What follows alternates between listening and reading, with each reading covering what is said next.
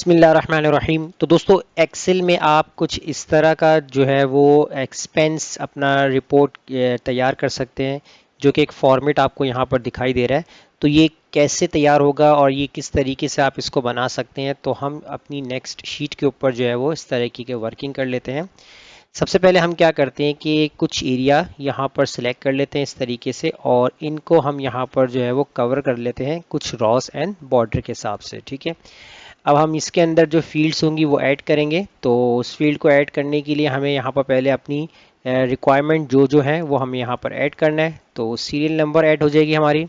उसके बाद फिर हम यहाँ पर ऐड करेंगे डिस्क्रिप्शंस। डिस्क्रिप्शंस के बाद हमारी डिटेल्स आएंगी यहाँ पर डेबिट की आएंगी, और डेबिट के बाद फिर हमारी डिटेल्स आ जाएंगी यहाँ पर क्रेडिट की। एंड लास्ट वन जो होगा हमारे पास यहाँ पर बैलेंस का रिकॉर्ड होगा। अब देखिए, मैं यहाँ पर जो साइज़ है वो इस तरीके से अपने अकॉर्डिंग सेट कर लेता हूँ। तो बाकी फिर आप जो है वो अपने हिसाब से एडजस्ट कर लीजिएगा कि आपको कॉलम रॉ के साइजेस वगैरह क्या चाहिए। तो फिलहाल आप एक फॉर्मेट तैयार करने के लिए हमें जो है वो जो रिक्वायर्ड है उस तरीके से हम यहाँ पर वर्किंग कर लेते हैं, और इसको थोड़ा सा हम यहाँ पर इंक्रीज़ कर लेते हैं। अब देखिए, ये जो साइजेस हैं इसको हम साथ साथ पहले फॉर्मेट कर लेते हैं, सेंट्राइज भी कर लेते हैं और थोड़ा सा साइज़ बड़ा कर लेते हैं। इसके बाद यहाँ जो कलर फॉर्मेट है वो हम चेंज कर देंगे कुछ इस तरीके का, और जितने एरियाज़ के ऊपर काम करना है आपने उतने ही एरियाज़ को सिलेक्ट कर लेना है। ठीक है, जैसे कि आपके पास जो एक्सपेंसेस होते हैं वो तो बेसिकली आपके पास मंथली होते हैं। तो हम क्या कर लेते हैं, यहाँ पर एटलीस्ट हम यहाँ पर 14 या 15 डेज़ का हम जो है यहाँ पर रिकॉर्ड जनरेट कर लेते हैं। उसके बाद यहाँ पर हाईलाइट करते हैं। ठीक है, आपने जो है वो इसको पूरे मंथ के हिसाब से बनाना है, तो ही आपको जो है हर चीज़ क्लियर होगी। अब देखिए, आपके पास जो डिस्क्रिप्शंस होती हैं उसके अंदर क्या क्या चीज़ होता है कि जैसे कि आपके पास से एक यहाँ पर होता है वाटर बिल। ठीक है, उसके बाद फिर यहाँ पर आप लिख लेते हैं इलेक्ट्रिसिटी बिल। उसके बाद फिर इलेक्ट्रिसिटी बिल के बाद जो यहाँ पर आपके पास हाउस रेंट। ठीक है, हाउस रेंट, तो वो आप यहाँ पर लिख सकते हैं जैसे कि हमने हाउस रेंट रिसीव लिख दिया है। उसके बाद अगर आप बिज़नेस कर रहे हैं, कोई शॉप रेंट है, तो वो भी आप यहाँ पर जो है वो लिख सकते हैं। इसी तरह यहाँ पर आपके पास फ़ीस हो जाएंगे, डेली एक्सपेंसेस, अलाउंसेस, फ्यूल्स वगैरह, और इसके अलावा जो भी आपके पास जो एक्सपेंसेस की चीज़ें आती है वो आप यहाँ पर अपनी पूरी एक लिस्ट बना सकते हैं। ठीक है, अभी मैंने यहाँ पर 3-4 लिस्ट को फॉलोअप किया है।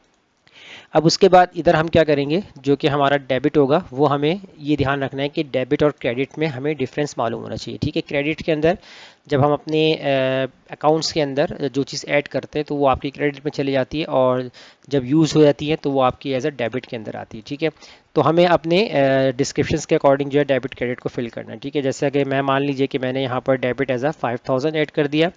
इलेक्ट्रिसिटी मैंने जो है यहाँ पर 12000 जो है वो ऐड कर दिया। अच्छा, हाउस रेंट रिसीव्ड हुआ है। ठीक है, यानी कि अगर आपका कोई हाउस है जो कि आपने रेंट पे दिया हुआ है तो उसको हम यहाँ पर कंसिडर कर लेते हैं 35,000। और हम क्या करते हैं, पहले इस पूरे एरिया को सेलेक्ट करके कॉमा वाली वैल्यूज़ में चेंज कर देते हैं। अब उसके बाद फिर यहाँ पर आते हैं नेक्स्ट, जो कि आपके पास है शॉप रेंट। ठीक है, shop rent as a debit के अंदर, यानी जो आपके पास से जा रहा है, यानी कि अगर आपका रेंट है शॉप का तो वो आपने यहाँ पर लिख लिया है, जैसे कि हम लिख लेते हैं 15,000। ठीक है, इसके अलावा मैं यहाँ पर फिलहाल वैल्यूज़ वगैरह ऐड कर देता हूँ ताकि हमारी शीट है वो कंप्लीट नज़र आए। उसके बाद नीचे हम लिख लेंगे यहाँ पर 20,000। ठीक है, अब यहाँ पर कुछ 20,000 कुछ भी हो सकता है, आपकी फीसेस वगैरह, आपके टेलीफोन बिल्स, ठीक है, और आपके डेली एक्सपेंसेस जो भी होगा, आपके फूड ग्रॉसरी वगैरह, वो आप अपने हिसाब से क्रेडिट और डेबिट को मैनेज कर सकते हैं। तो फिलहाल सैम्पल है तो मैं इसी तरह इसको कुछ फिलअप कर लेता हूँ, और यहाँ लिख लेता हूँ 25,000, 9,000, एंड हम यहाँ लिख लेंगे 10,000, और फिर यहाँ पर लिख लेते हैं हम 18,000, और कुछ हम आ जाते हैं यहाँ पर डेबिट के अंदर। यहाँ पर हम लिखेंगे 14,000, 8,000, एंड यहाँ पर लिखेंगे हम 6,000, और लास्ट क्रेडिट के अंदर हम लिख लेंगे यहाँ पर 2,000। अब इसके बाद यहाँ पर अगर हम देखते हैं, अच्छा यहाँ पर देखिए हमने एक चीज़ जो है मिस आउट कर दी है। मिस आउट मतलब हमें यहाँ पर अपना ओपनिंग बैलेंस भी रखना है, कोई इशू नहीं है।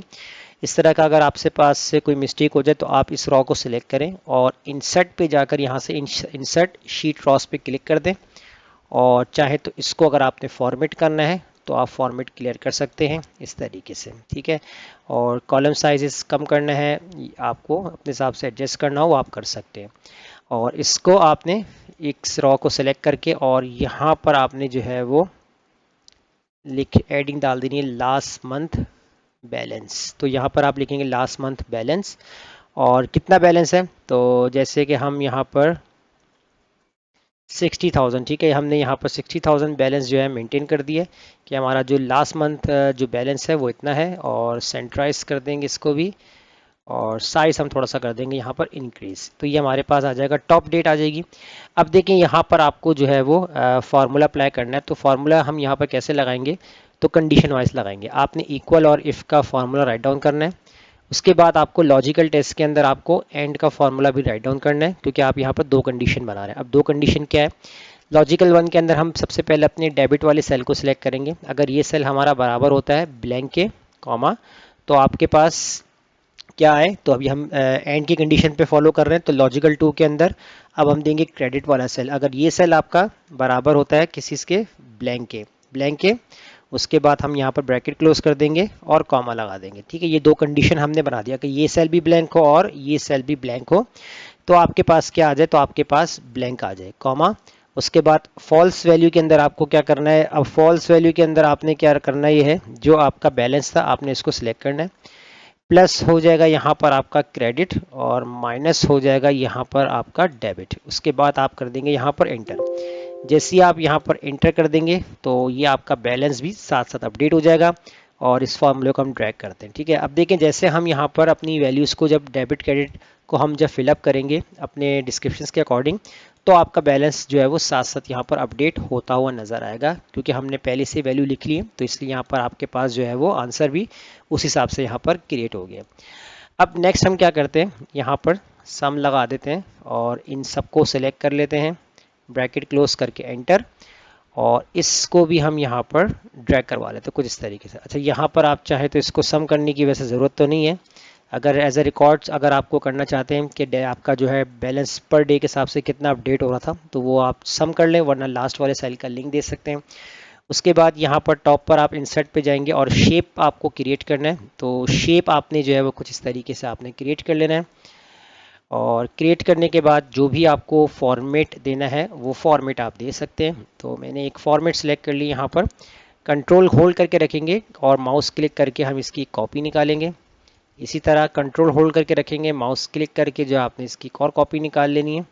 तो देखिए ये आपके पास जो है इस तरीके से अप्लाई हो जाएगा। फिर नेक्स्ट जो आपने यहाँ पर काम करना है, इंसर्ट पे जाना है और टेक्स्ट बॉक्स आपने ड्रॉ कर लेना है। अच्छा, टेक्स्ट बॉक्स जब आप यहाँ पर ड्रॉ करेंगे कुछ इस तरीके से,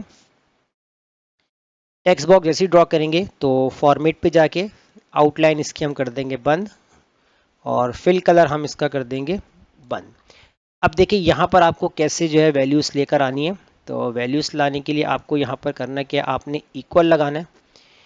अच्छा, यहाँ पर आपने इक्वल नहीं लगाना, आप यहाँ पर फॉर्मूला बार पे आए, इक्वल लगाएं और इस वाले सेल का जो लिंक देकर आपने एंटर कर देना है। और इसके बाद जो इसका फॉन्ट कलर है वो आप चाहे तो यहाँ से चेंज कर सकते हैं, वाइट कर सकते हैं, अगर आपको येलो करना है येलो कर सकते हैं, सेंट्राइज करना है, साइज़ बड़ा करना है आपको, तो वो आप अपने अकॉर्डिंग कर सकते हैं। यहाँ पर इस तरीके से बोल्ड भी हो जाएगा।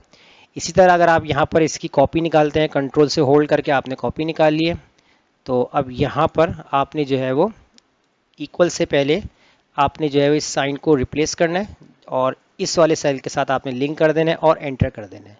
एंटर कर देंगे और इसका भी फॉन्ट आप जो है यहाँ पर चेंज कर सकते हैं कुछ इस तरीके का, बोल्ड करना है। अब देखिए साइज से कर लीजिएगा, 16 है तो यहाँ पर भी आप 16 कर सकते हैं। इसी तरह आपने यहाँ से कंट्रोल के साथ होल्ड क्लिक करके इसको कॉपी निकालना है और यहाँ से आपने इक्वल से पहले वैल्यू को रिप्लेस करके ये वाले सेल का लिंक देना है, एंटर कर देना है। एंटर करने के बाद आपने टेक्स्ट बॉक्स को सिलेक्ट करना है और यहाँ से फॉन्ट कलर चेंज बोल्ड कर देंगे और इसका साइज़ भी हम कर देंगे 16। अब आप चाहें तो इसके ऊपर आप हेडिंग भी दे सकते हैं कि डेबिट है, क्रेडिट्स हैं, ये डेबिट का रिकॉर्ड है, ये क्रेडिट का रिकॉर्ड है और ये वाला आपका बैलेंस है। आप ऊपर हेडिंग भी डाल सकते हैं, जैसा कि हमने अपनी प्रीवियस शीट में मैंने आपको एक सैम्पल दिखाया था, उस तरीके से आप वर्किंग कर सकते हैं। बाकी ये जो वैल्यूज़ हैं इनको आप हाइड कर सकते हैं, सेलेक्ट करके यहाँ से फॉन्ट कलर आप वाइट कर दें, तो ये किस तरीके से आपके पास एक प्रॉपर जो कि आपका डेबिट क्रेडिट एक्सपेंस चार्ट होगा मंथली वाइज, वो आप जो है क्रिएट कर सकते हैं एक्सेल के अंदर। तो फिलहाल आप इस क्लास की प्रैक्टिस कीजिए और मुझे इजाज़त दीजिए। अल्लाह हाफिज़।